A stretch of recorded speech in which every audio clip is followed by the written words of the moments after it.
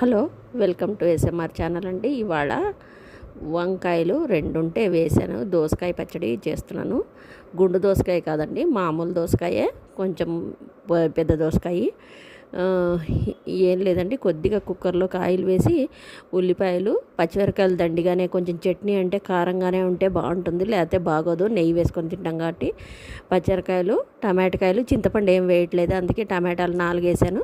కొన్ని వెల్లుల్లి, ఒక ఉల్లిపాయ, వంకాయలు 2 ఉంటే వేసాను. దోసకాయ అది అంత కుక్కర్లో మగ్గనిచ్చి ఉప్పు కూడా వేసానండి. దాంట్లోకి కొంచెం నీళ్లు పోసి బాగా ఉడికిచ్చాను.